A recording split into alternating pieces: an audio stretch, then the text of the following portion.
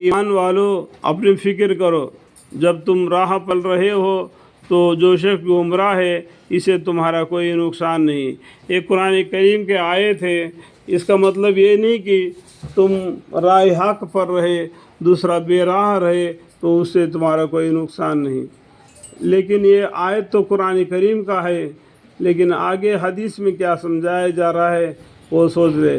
تو قرآن کریم میں کیا بتاتے ہیں اللہ تعالیٰ، ایمان والو اپنی فکر کرو، تو خود کی فکر کرو، خود کون سا راستے پر چل رہے، دین کے راستے پر چل رہے یا دنیا کے راستے پر چل رہے، اپنی فکر کرو۔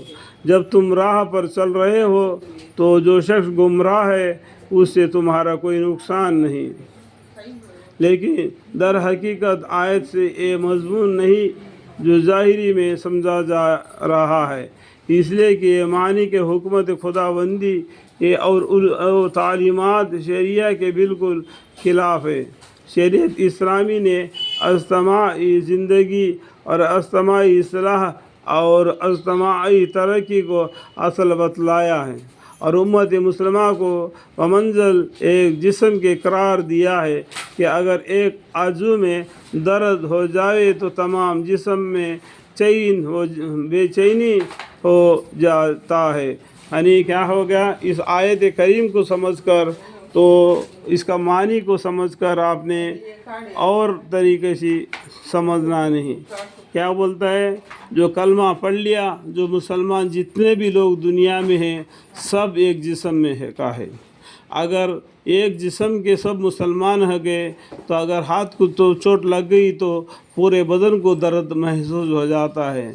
اگر وہ ایران ہو یا عراق ہو یا پاکستان ہو یا ہندوستان ہو، کہیں کا بھی مسلمان ہو، دین کے ہماری میں اپنا دینی بھائی ہے۔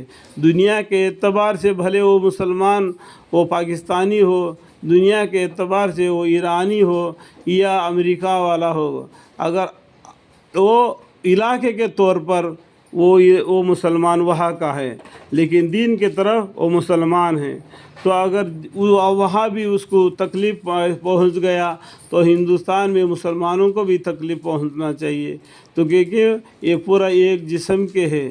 تو ایک جسم میں اگر کوئی چوٹ لگ گیا ہاتھ میں تو پورا بدن کو اس کا درد محسوس ہو جاتا ہے۔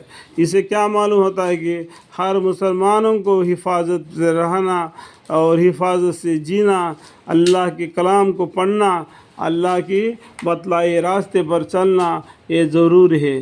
سنی، شافعی، حنفی، حنبلی، مالکی، اس طریقے سے ہم بٹ نہیں جانا۔ پیغمبر صلی اللہ علیہ وسلم نہ سنی تھے نہ شافعی تھے، کیوں علماء اس طریقے سے سمجھتے ہیں؟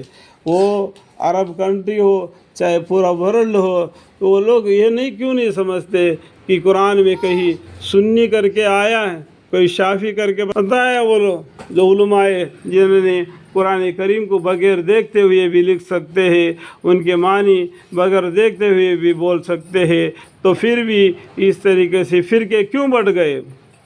کیوں مسلمانوں میں شیعی سنی کر دیا؟